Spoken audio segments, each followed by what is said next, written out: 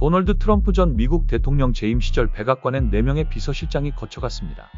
초대 비서실장이 라인스 프리버스, 2대가 존 켈리, 3번째가 믹 멀베이니, 그리고 4번째가 마크 메도우즈입니다. 그중 서로 다른 노선을 걷고 있는 라인스 프리버스와 존 켈리를 살펴보려 합니다. 무엇보다도 라인스 프리버스와 존 켈리가 동시에 오는 9월 열리는 세계 지식 포럼에 참석해 자신이 바라본 도널드 트럼프에 관한 이야기를 털어놓을 것으로 기대됩니다. 중요한 포인트는 프리버스는 현재 공화당 대통령 후보 트럼프를 지지하고 있고 켈리는 트럼프를 비판하는 쪽에 서 있습니다.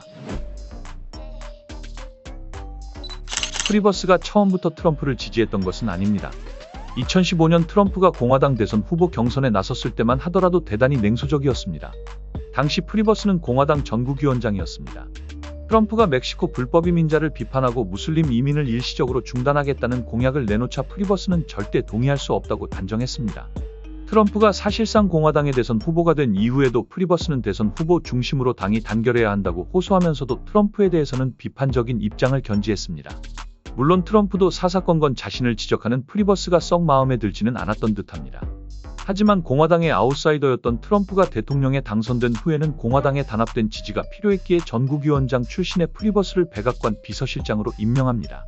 백악관 비서실장이 된 후에는 좌충우돌 트럼프를 보좌하며 국정을 최대한 안정적으로 끌고 가려 노력했습니다.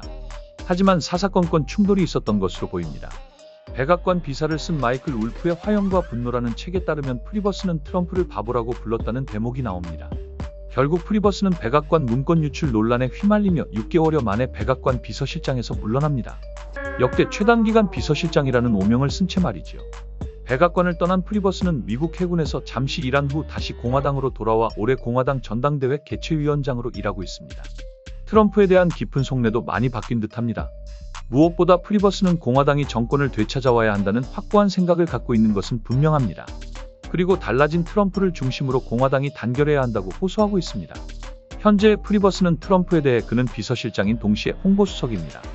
모든 디테일을 챙기는 만기칠남의 표상입니다라고 평가합니다. 그럼 켈리에 대한 이야기로 넘어가 보겠습니다. 켈리는 6개월여 만에 축출된 프리버스 후임으로 백악관 비서실장직을 맡았습니다. 유독 군인을 좋아하는 트럼프 대통령 눈에 들었던 듯합니다. 켈리는 해병대 대장으로 미국 남부군 사령관을 지냈고 트럼프 정부가 출범하자 국토안보부 장관에 임명됐습니다. 뼛속까지 군인이었던 켈리는 국토안보부 장관으로 있으면서 강력한 이민법을 집행해 트럼프의 마음에 쏙 들었습니다. 중동 일부 국가를 여행금지 국가로 지정하고 불법 이민자들을 대거 추방했으며 국경을 넘어오는 난민들을 철저히 막았습니다. 하지만 군인 정신이 오히려 트럼프와의 갈등의 불씨가 됐습니다. 트럼프는 상위군인 또는 전사자들에게 패배자, 멍청이 등으로 막말을 한 것으로 알려졌는데 군인 출신 켈리에게 트럼프의 이 같은 태도는 매우 거슬렸습니다. 트럼프는 상위군인들은 내가 참가하는 퍼레이드에는 눈에 안 보였으면 한다는 말도 했던 것으로 전해졌습니다. 켈리는 맏아들이 해병대원으로 아프가니스탄에서 복무하다가 지뢰를 밟아 전사한 아픔이 있는 인물입니다. 켈리는 트럼프가 그런 말을 할 때 이 땅에서 상위군인보다 더 훌륭한 사람은 모두 국립묘지에 있다고 반박했습니다. 트럼프는 또 주한미군 철수, 북한에 대한 핵 선제 공격, 북대서양조약기구 방위비 분담금 인상 등을 강력히 주장했는데 번번이 켈리가 이를 막아왔습니다. 군 장성 출신이 볼 때 타당하지도 합리적이지도 않은 주장이었던가 봅니다. 그 과정에서 켈리는 트럼프에 대해 많은 실망을 했습니다. 트럼프는 또 멕시코와의 국경에 장벽을 세우겠다고 공공연히 밝혀왔는데요. 켈리는 충분한 지식이 없는 상태에서 나온 것이다. 바다에서 또 다른 바다로 이어지는 형태의 멕시코 장벽은 건설되지 않을 것이고 멕시코는 장벽 비용을 절대 지불하지 않을 것이라고 반박했습니다.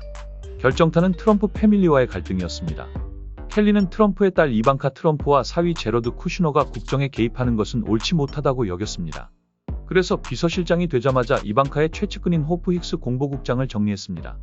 그리고 이방카의 평창 올림픽 방문도 외교적 지식이 없다며 끝까지 반대했었습니다. 결국 이방카는 평창을 방문했습니다만 갈등은 가라앉지 않았습니다. 쿠슈너에 대해서는 기밀 취급 권한을 약화시키고 대통령 브리핑에도 참석하지 못하도록 했습니다. 그러면서 켈리는 제임스 매티스 당시 국방장관, 렉스 틸러슨 당시 국무장관과 함께 어른들의 축으로 불렸습니다. 트럼프의 좌충우돌을 견제하고 있었기 때문이겠지요. 지난해 워싱턴 포스트와의 인터뷰에서 켈리는 도널드 트럼프가 이런 지지를 받는다는 걸 이해할 수 없다고 말했습니다. 트럼프에 완전히 등을 돌린 것입니다. 다가오는 9월 세계지식 포럼에서 라인스 프리버스와 존 켈리, 트럼프 대통령 시절 두 전직 백악관 비서실장이 트럼프에 대해서 어떻게 평가할지 매우 궁금합니다. 세계 지식 포럼은 오는 9월 9에서 11일 인천 영종도 인스파이어 엔터테인먼트 리조트에서 열립니다. 오픈 세션은 별도 참가비 없이 사전 신청 후 QR코드를 발급받으면 누구나 참여할 수 있습니다.